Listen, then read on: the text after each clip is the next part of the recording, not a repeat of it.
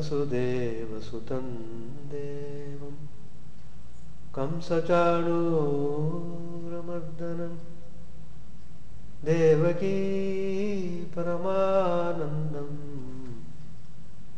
Krishnam Vande Jagadguru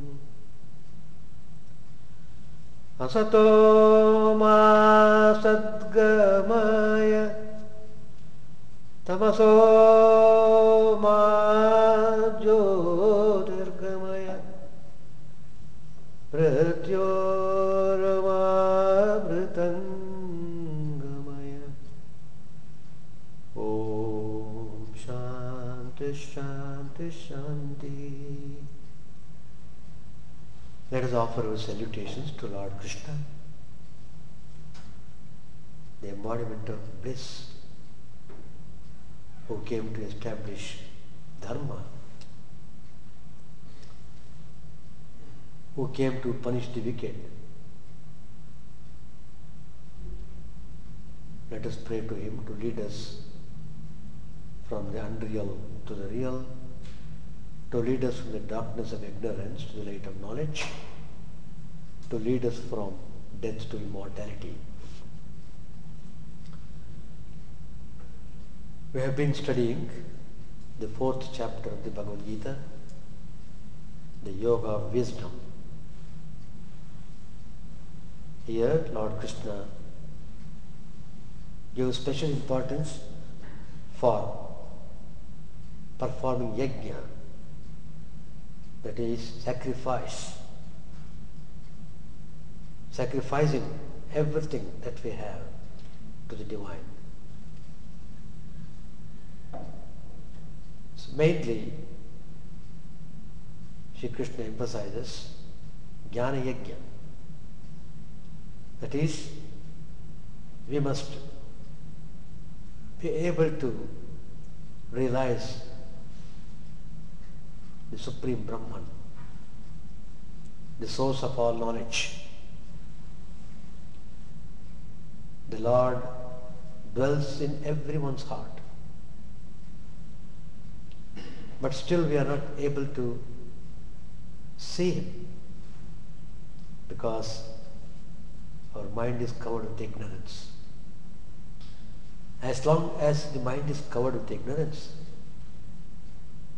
we are undoubtedly in darkness. Ignorance is darkness. So what should we do? It is very simple. Light the lamp of knowledge. Ignorance goes.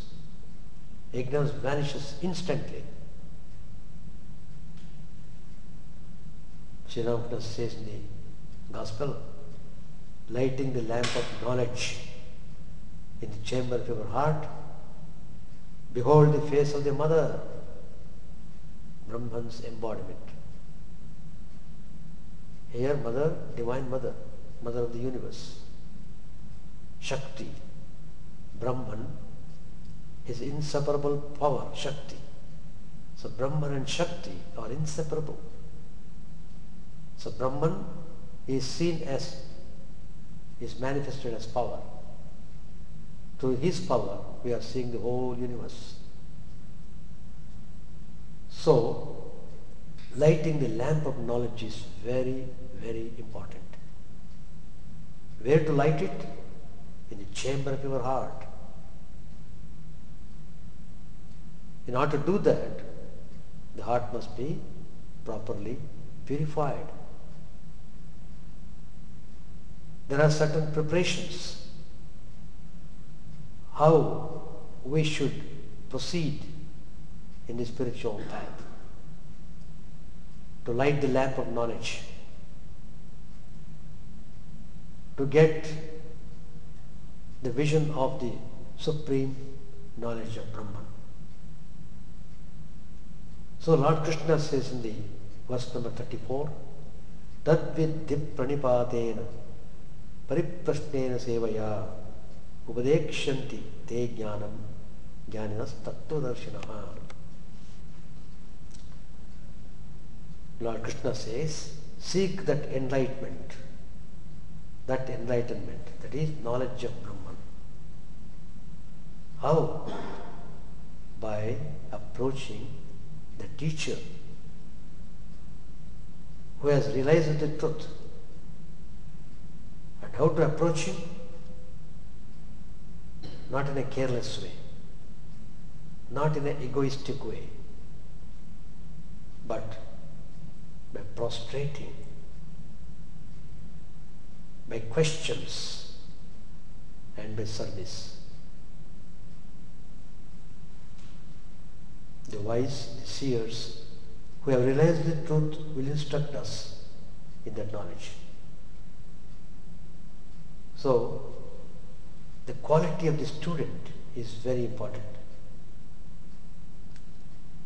Lord Krishna says, become enlightened by surrendering, by prostrating your annihilative ego. Ego is the most terrible hurdle in our spiritual way. Also by question and service. Only then will the wise instruct you in that knowledge. That means you will have to prove yourself to be a qualified seeker by humbling yourself and by asking. To get such knowledge, you can't just simply say, could you give me that? In this case, literally cry and beg for it. That's what prostrating means. One must be really seeking the knowledge. That we have seen in the Kathopanishad, where Nachiketas, point blank, he asked Lord Yama just to teach him the knowledge of Brahman. He does not aspire anything other than that. When Yama offered temptations, luxuries, comforts, servants, maids, all enjoyments, and long, long life, Nachiketas was very strong. His strength was because of his purity of mind. It was so crystal clear in his mind that these comforts and luxuries, instead of leading towards the truth, they are leading us astray. That means they make us more and more entangled in the world rather than seeking the knowledge of truth. So emphatically Nachiketas rejected very humbly, "Oh Lord, keep all those comforts and luxuries yourself. I don't need them. I want the knowledge of wisdom. Please instruct me that. By knowing which everything becomes known. By realizing which one will be in eternal peace and eternal bliss. I want that knowledge." So, that's the way we should have that zeal to seek the truth. Of course, you are asking for the knowledge of the wisdom. It does not mean that you should blindly accept teacher in instructing. You are free to ask questions. You are allowed to ask questions in order to know the truth more clearly. It is not counted as haughtiness or arrogance. So, if it does not suit your intelligence, please ask, why is it so? Why this way and not that way? The spiritual seeker has every right to question, but there's a way of questioning. It must be with humility. With humility. Receiving this knowledge is impossible without the humility. You are the receiver. The teacher is the transmitter. Humility allows you to receive. But after you receive, if you have doubts or if you don't understand something, you have every right to question. It means a good seeker should question. It is also the duty of the teacher to convince the student. If the student is not convinced, he won't be a good student. If the teacher can't convince the student, maybe this particular teacher is not the right one for that person. But to be convinced, the student must listen. If you have your previously fixed opinions and preconceived ideas, and then say, come on, convince me. With that attitude, it's not possible. You have to be open-minded. You have to receive first. People sometimes ask questions and ask you answer. They will be planning to ask another question. They won't even hear the answer. Moreover, they want the answer to be in such a way that they can agree with it. Such people are not really asking questions to learn, they are just testing the teacher. Prostrating, very offering salutations, doesn't always mean you fall at someone's feet. It's mostly an attitude of humbleness, humility. You feel that you don't know that much and you trust that the teacher knows a little more than you. You place yourself below the teacher and you receive. Receiving knowledge is possible only if you can humble yourself. To understand, you have to stand in a very humble way. That's what Arjuna does. He says to Lord Krishna, "Oh Krishna, I don't seem to know anything. I have lost my intelligence. I have lost my mind. I don't know what to do. I am confused greatly. Please direct me." And Arjuna bows down at the feet of Lord Krishna. "Oh Krishna, please guide me." He had tremendous faith in Krishna. He was very sincere in seeking the truth. And he was very certain that Lord Krishna would be able to remove his confusion of the mind. Then Lord Krishna starts talking to him.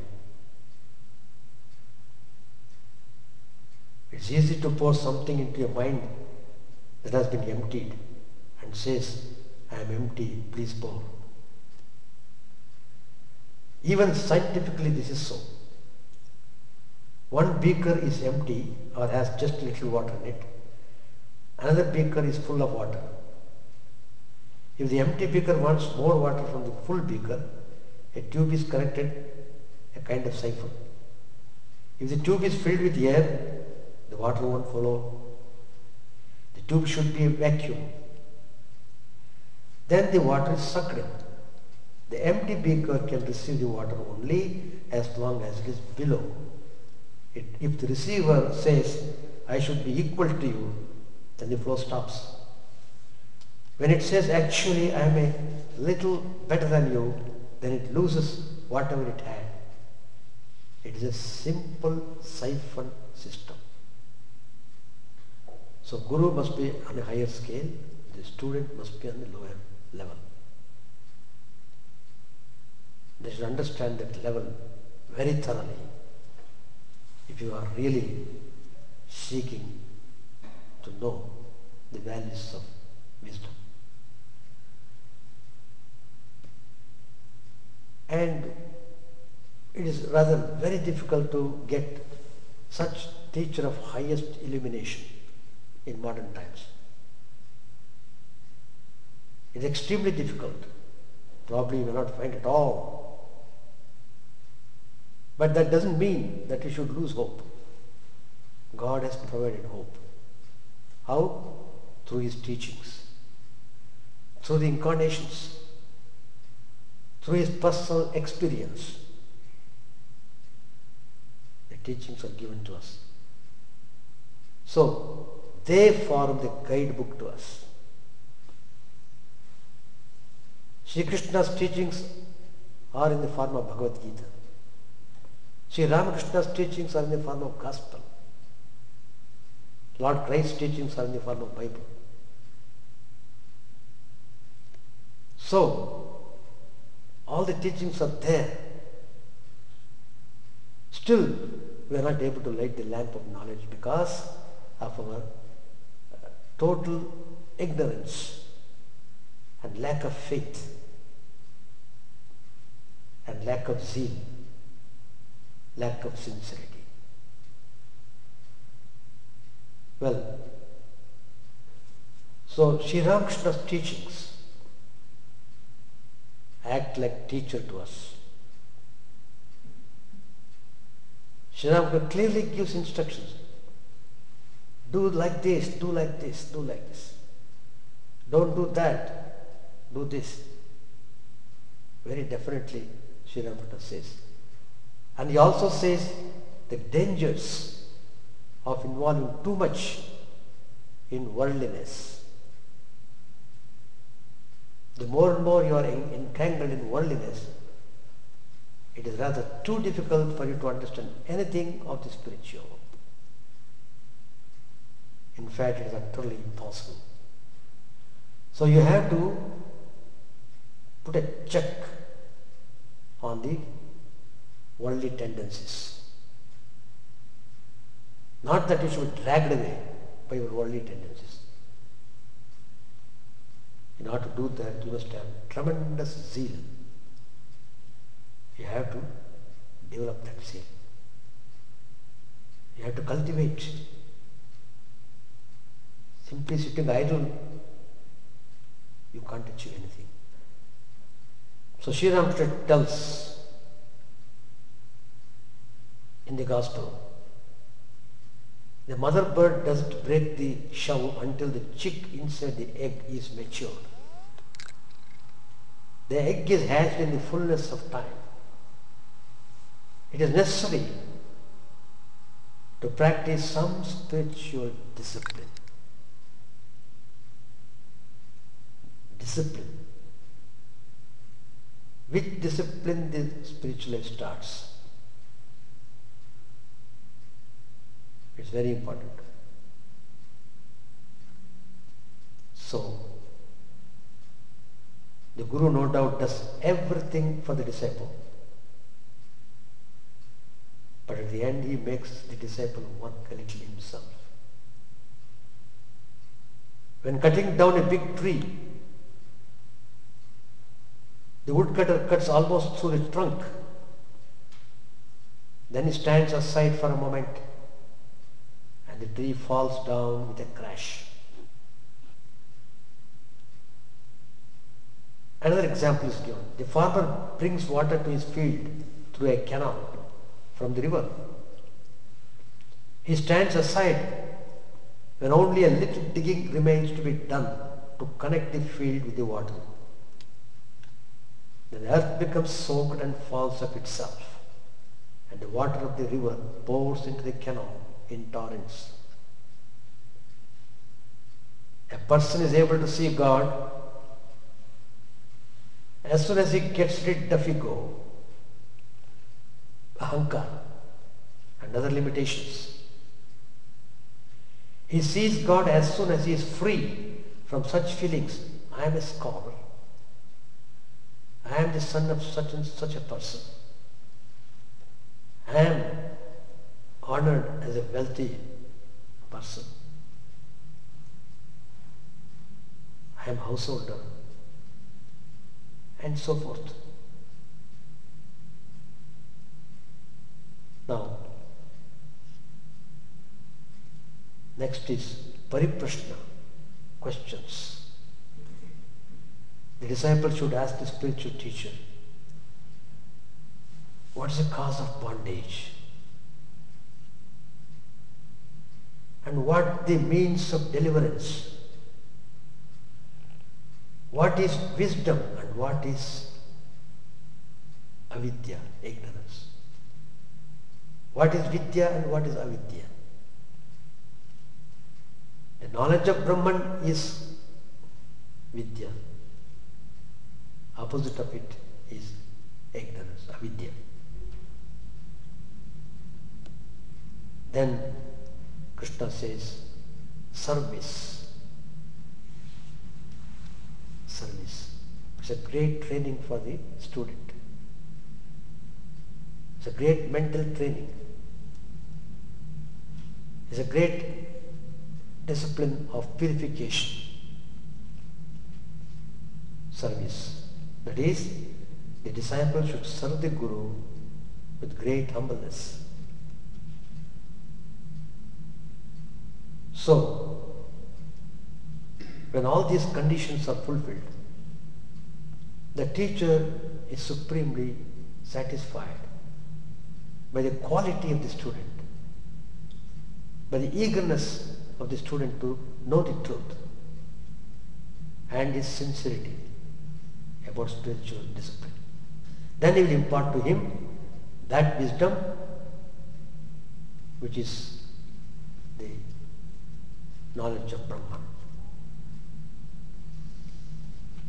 So, service is a great discipline. If it is done properly, God's grace comes through the teacher to the student. And he will be immensely blessed. There are incidents about how things happen. These are not stories, these are the people lived, it's not fiction.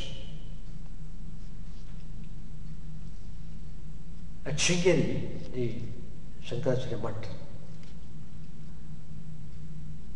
Sri Shankara showed many things to the disciples and trained them in many ways. He showered his blessings on a disciple whose name Giri.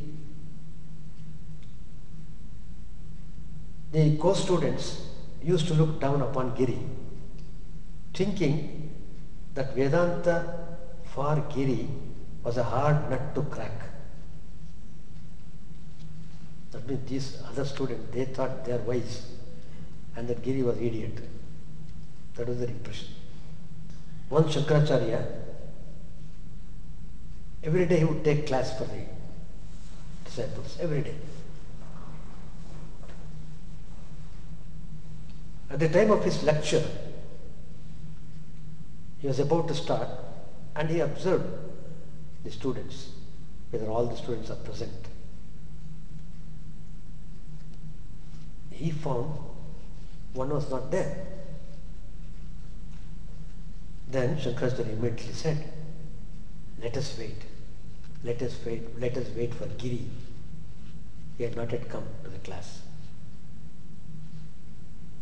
The other students, they said, oh, why should we wait for him, sir?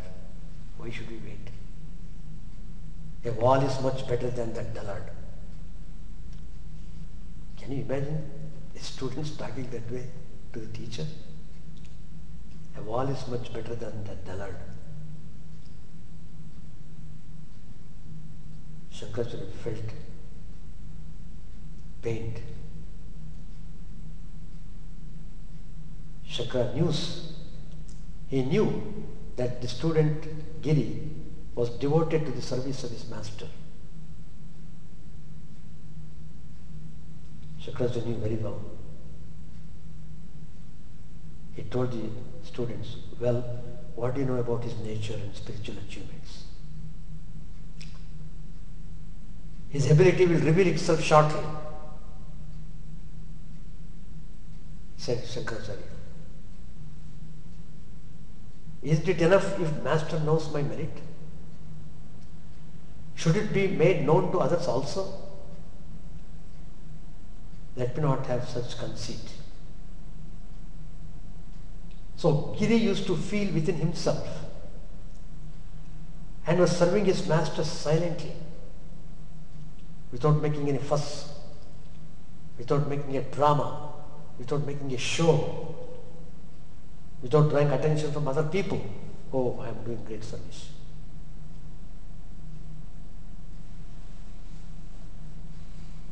On that day, as usual, Giri came late and did pranams to Acharya. Acharya said with a smile, look Giri, we want you to give a discourse on the Atman and its nature. We have been waiting for you.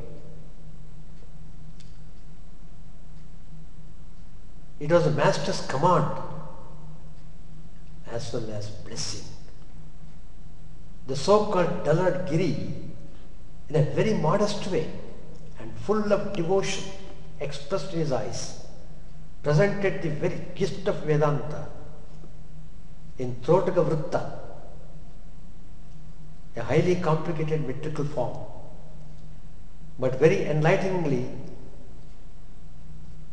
as if he was making with all reverence as offering to the Master. The other students felt ashamed of their folly. They apologized to both Acharya and Giri. Shankaracharya, thus revealing the literary ability latent in Giri, called him thenceforward Trotakacharya, to make this incident remembered for a long time. Trotakacharya, one of the 4 disciples of Shankaracharya. See, but just doing this service, he got the blessings of Shankara, the supreme teacher. He blessed him.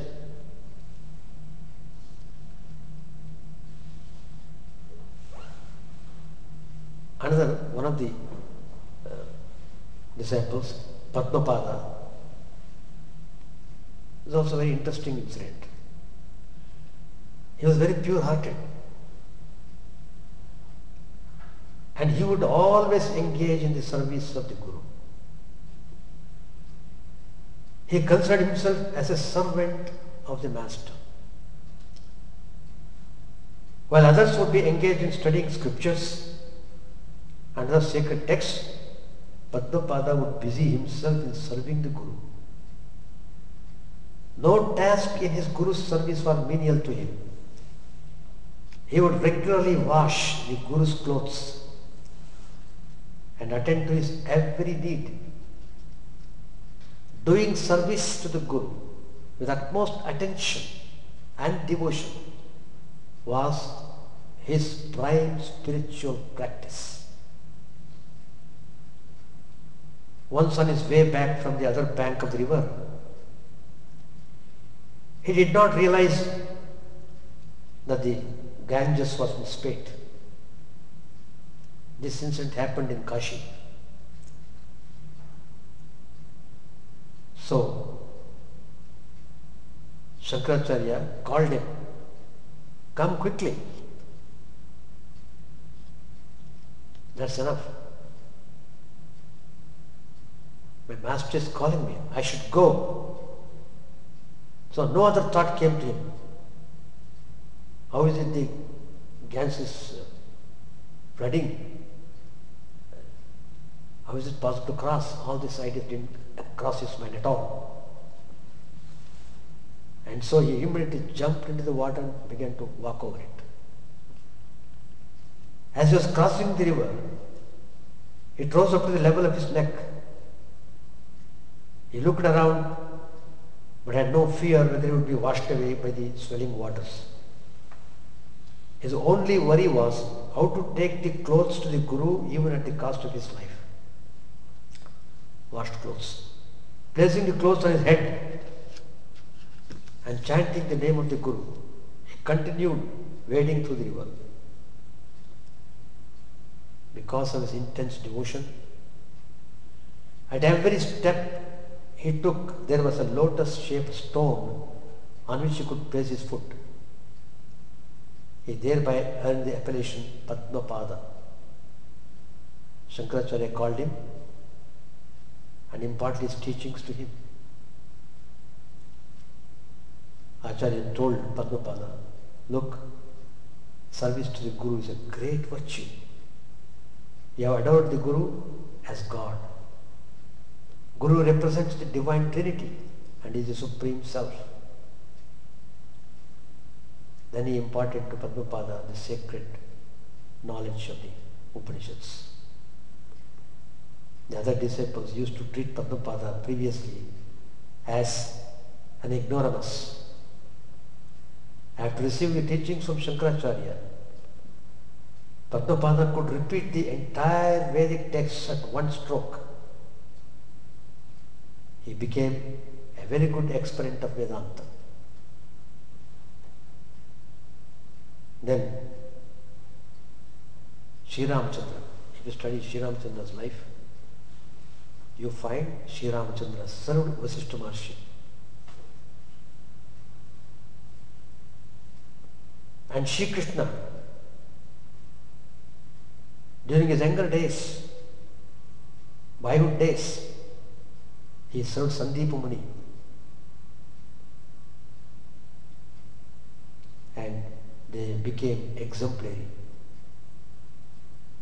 You may be a devotee of a particular God, but it will be impossible to attain self-knowledge without serving the Guru. This is a hidden secret in the creation. That's why Upanishads and scriptures proclaim the significance of Guru Bhakti and Guru Seva, devotion to Guru and service to the Guru. They should be done in such a way that Guru should be pleased. So these are the qualifications which the student should have in his personality. Then Guru's grace will flow to him and he will be able to understand the sublime teachings of the Upanishads. Yajñātvā na punarmohamevam yasyasi pandava yena bhuta nisheshena dakshasya manyato mayi. Verse number 35. Knowing which, that is, having obtained the wisdom imparted by the spiritual teacher, O Pandava, Arjuna, you will not again get deluded like this, and by which you will see all beings, the whole of creation, in yourself and in me. You will be enlightened completely.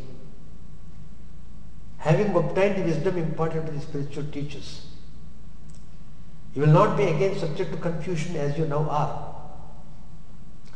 By this wisdom, you will also immediately perceive all beings, from Brahma the Creator down to grass, in your own self. You will then realize that these beings exist in me. You will also see them all in me, Vasudeva. And these beings exist in the Supreme Lord. You realize that unity of the individual soul and the Ishvara, which is so clearly taught in all the Upanishads. Sri Ramakrishna poses a question in the Gospel. Why is there so much suffering in the world? No. There is a student, his name is Hari. Hari. He asked the question to his master. Oh Master, why is there so much suffering in the world? Chidananda replied, this world is the Leela of God. It is like a game. In this game, there are joy and sorrow, virtue and vice, knowledge and ignorance, good and evil, and so on. The game cannot continue if sin and suffering are altogether eliminated from the creation. In the game of hide and seek, one must trust the granny in order to be free. But the granny is never pleased if she is touched at the very outset. It is God's wish that the play should continue for some time. Then out of 100,000 kites, at best one or two break free, and thou dost laugh and clap thy hands, O mother, watching them. In other words, after the practice of hard spiritual discipline, one or two have the vision of God. Manushyanam sahasreshu kaschit yatasiddhaye idadam siddhanam kaschit mam veti tattvataha. Shri Krishna says in the Bhagavad Gita. 1 in 1,000 try to know me. Even among those who are trying to practice, very few will know me really. In other words, after the practice of hard spiritual discipline, one or two have the vision of God through His grace and are liberated. Then the Divine Mother claps her hands in joy and exclaims, bravo, there they got, there they go away. Hari said, Master, but this play of God is our death.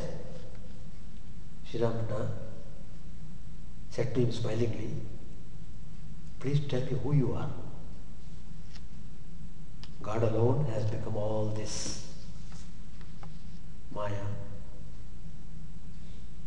the universe, living beings, and the 24 cosmic principles. As a snake I bite, and as a charmer I cure. It is God Himself who has become both Vidya and Avidya. He remains deluded by the Maya of Avidya, ignorance. Again, with the help of the Guru, he is cured by the Maya of Avidya. He is cured by the Maya of Vidya, knowledge. With the help of the Guru, he is cured by the Maya of Vidya, knowledge. Ignorance, knowledge, and perfect wisdom. The Jnani sees that God alone exists and He is the doer, that He creates, preserves and destroys. The Vijnani sees that it is God who has become all this. Chidananda has said, knowledge leads to unity, ignorance to diversity, wisdom a consumer of all sins and actions. Moreover, see how excellent knowledge is. So, we should try to seek that spiritual knowledge, knowledge of Brahman, Paramatma, who is dwelling in our heart. By following disciplines, purifying our heart, we will be definitely able to realize the truth, and we will be able to light the lamp of knowledge in our heart. With these words I conclude my talk today. We shall continue the Bhagavad Gita class next Tuesday. Om Sahanavadu Sahanau Bhunaktu Sahaviryam Karavamare Tejasvinavaditamastu ma vidvishavavai. Om Shanti Shanti Shanti. Hari Om Tat Sat. May the Lord protect us, may He nourish us, may our knowledge be fruitful and enlightened. May we not hate each other. Peace, peace, peace be unto all.